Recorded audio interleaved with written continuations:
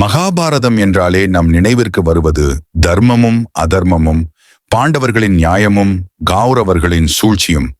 ஆனால் இந்த யுத்தத்தில் மறக்கப்பட்ட ஒரு பெயர் இருக்கிறது. மரணம் கூட நடுங்கிய ஒரு பெயர், காலம் கூட அடக்க முடியாத கோபம்.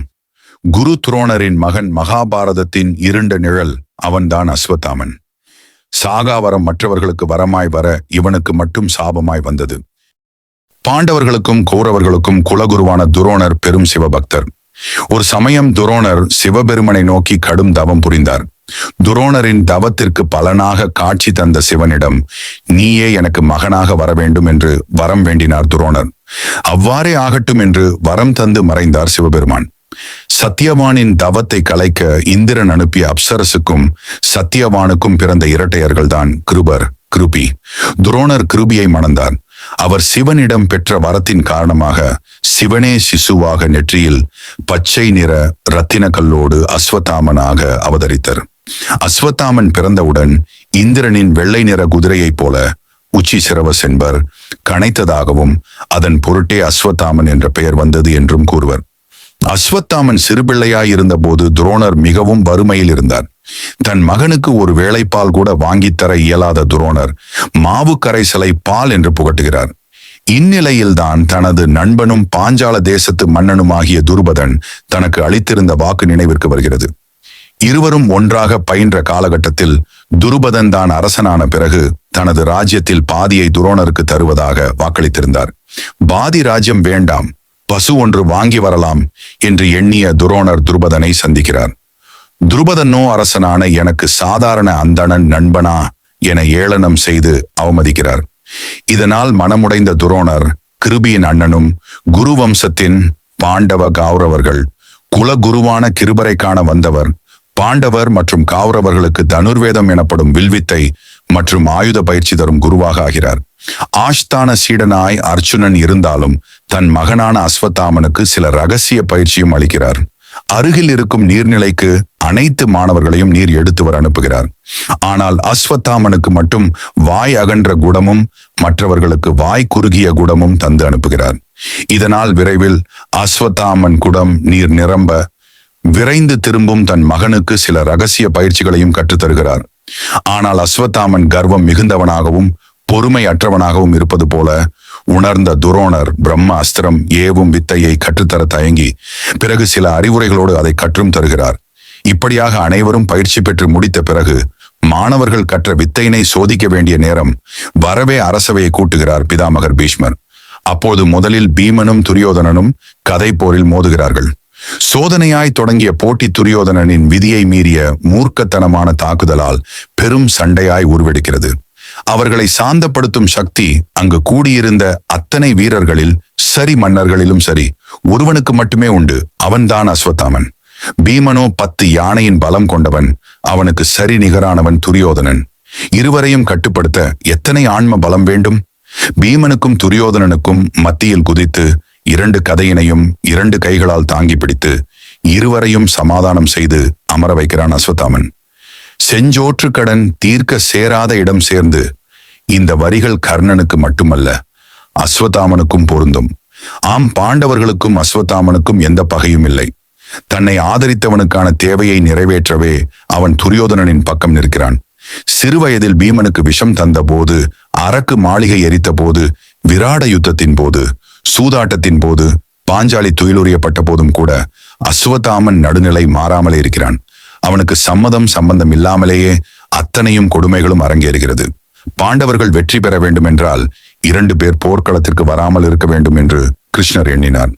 ஒன்று பாண்டவ கௌரவர்களுக்கு சித்தப்பாவாகிய விதுரர், மற்றொருவர் அஸ்வத்தாமன். எனவேதான் கிருஷ்ணர் தூது சென்றபோது துரியோதனன் அஸ்வத்தாமன் மீது சந்தேகப்படும்படியாக சில சூழ்ச்சிகளை செய்தார். அதனாலேயே அஸ்வத்தாமனை படை தளபதியாய் நியமிக்காமல் இருந்தான் துரியோதனன். அஸ்வத்தாமன் தனது பிரம்ம அஸ்திரத்தை வைத்துக் கொண்டு, தங்களின் சக்கராயுதத்தை எனக்கு தாருங்கள் என கிருஷ்ணனிடம் வேண்டியதாகவும், எதற்காக என கேட்ட கிருஷ்ணனை பார்த்து, உங்களை கொல்வதற்கு தான் என பதிலளித்து கிருஷ்ணர் சரி என்று ஒப்புக்கொண்டதாகவும், ஆனால் அஸ்வத்தாமன் சக்கராயுதத்தை தூக்க முடியாமல் தன் தவறை உணர்ந்து திரும்பியதாகவும் கிருஷ்ணரே ஓரிடத்தில் கூறுகிறார். கிருஷ்ணரின் சூழ்ச்சியால் தர்மனின் வாக்கு உண்மையென நம்பி நிராயுதபாணியாயிருந்த தனது தந்தையை துஷ்டத்துய்மன் துர்பதனின் மகன் தலையை துண்டித்து வீழ்த்தினான் என்பது தெரிந்த பிறகுதான் அவன் பழிக்கு பழிவாங்கும் எண்ணம் மேலிடுகிறது. 18ஆம் நாள் போரின் முடிவில் துரியோதனன் தொடை முறிந்து குற்றுயிராய் போர்க்களத்தில் கிடக்கிறான்.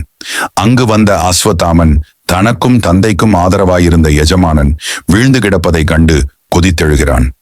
விடிவதற்கு முன் பாண்டவர்களை அழித்து விடுகிறேன் என சபதமிட்டு கிருதவர்மன் கிருபாச்சாரியாரோடு ஆலோசனை நடத்துகிறான். சற்று நேரத்தில் அருகில் இருந்த ஓரால மரத்தின் இருந்து காக்கைகளின் அலறல் சத்தம் கேட்கிறது. ஆலமரத்தில் குடியிருந்த காக்கைகளை ஆந்தைகள் உணவாக்கி கொண்டிருந்தன. காக்கைகள் இரவில் பார்வையற்றவை ஆதலினால் தன்னை தாக்கும் எதிரி யார் என்று தெரியாமலேயே ஆந்தைக்கு இரையாகி கொண்டிருந்தன. அப்போது அஸ்வத்தாமன் அதே போன்ற பாணியை கையாள்வது என முடிவு செய்து பாண்டவர்களை பழிதீர்க்க தக்க தருணமாக இரவை தேர்ந்தெடுத்து அனைவரும் உறங்கிய பிறகு யாருக்கும் தெரியாமல் கூடாரத்திற்குள் நுழைந்து உறங்கிக் கொண்டிருக்கும் பாண்டவர்களை கொன்று விடுவது என தீர்மானித்தான். திட்டத்தை செயல்படுத்தும் நேரம் வரவே கிருதவர்மனையும் கிருபாச்சாரியரையும் அளவத்துக் கொண்டு இரவோடு இரவாக பாண்டவர்களை அழித்து விடுவதென்று முடிவு செய்து கூடாரத்தை நெருங்க அங்கு கிருஷ்ணரின் விசுவாசத்திற்குரிய பூதம் ஒன்று இவர்களை அடித்து விரட்டுகிறது. சிலர் மாண்டும் போக தப்பிப்பிழைத்த அஸ்வத்தாமன் இறைவனை நாடி தவம் இருக்க தொடங்குகிறான். அசுவத்தாமன் செய்த தவம் பலித்தது. இறைவன் அவன் முன்பு தோன்றி, என்னை நினைத்து எதற்காக தவம் செய்தாய்? உனக்கு என்ன வேண்டும் என்று கேட்டார். அசுவத்தாமன் இறைவனிடம் பாண்டவர்களை கொல்வதற்கு எனக்கு ஓர் அஸ்திரத்தை வரமாக அளித்து உதவுங்கள் என்று கேட்டான். இறைவனும் அவனுடைய விருப்பப்படியே ஓர் அஸ்திரத்தை வரமாக கொடுத்துவிட்டு சென்றார்.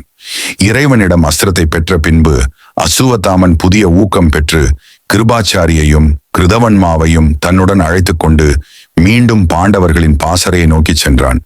மீண்டும் இவர்கள் வருவதைக் கண்டு பூதம் ஆவேசமாக பாய்ந்தது.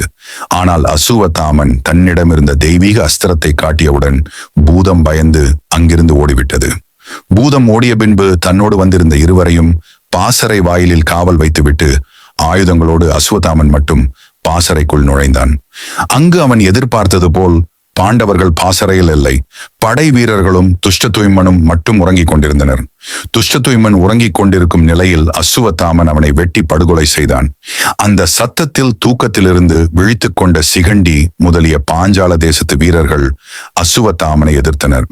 ஆனால் அவனிடமிருந்த ஆயுதத்தால் அவர்களையும் கொன்று வீழ்த்தினான். ஆனாலும் அவன் கோபம் தணியவில்லை. பாண்டவர்களின் குழந்தைகளாகிய உப பாண்டவர்களின் தலைகளை அறுத்து எடுக்கிறான். இதை அறிந்த பாண்டவர்களும் கிருஷ்ணரும் கொதித்து எழுந்து போருக்கு வருகிறார்கள். அவர்களுக்கு எதிராக இறைவன் கொடுத்த அஸ்திரத்தை ஏவுகிறான் அஸ்வத்தாமன். அந்த அஸ்திரம் எதிரியின் பக்கம் இருக்கும் அத்தனை வீரர்களையும் நொடியில் அழிக்கும் வல்லமை கொண்டது.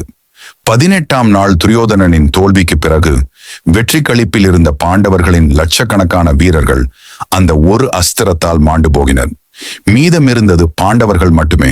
இப்போது அர்ச்சுனன் கோபம் கொண்டு தனது காண்டீபத்தில் பிரம்மாஸ்திரத்தை பூட்டி அஸ்வத்தாமனை குறிபார்க்கிறான். அஸ்வத்தாமனும் பிரம்மாஸ்திரத்தை தனது வில்லில் பூட்டி அர்ச்சுனனை குறிபார்க்கிறான்.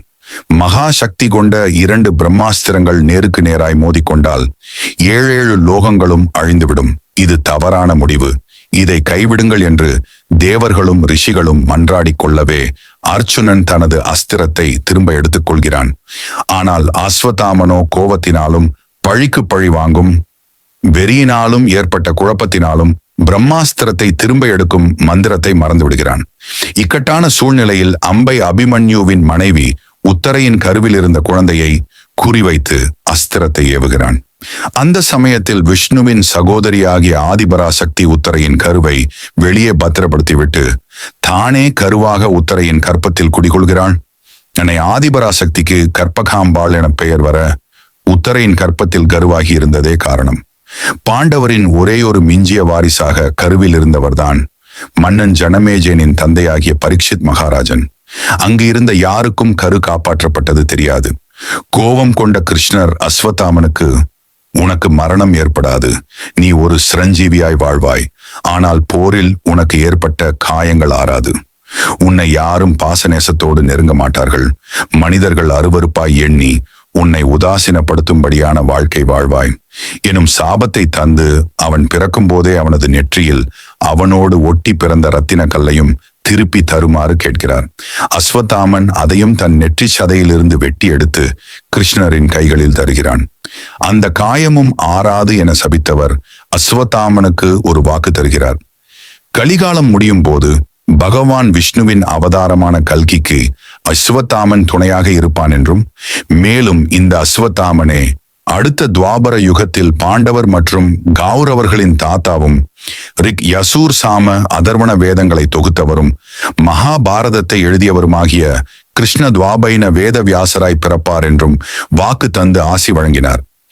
இந்த சம்பவம் நடந்து சுமார் 5100 ஆண்டுகள் ஆகிறது.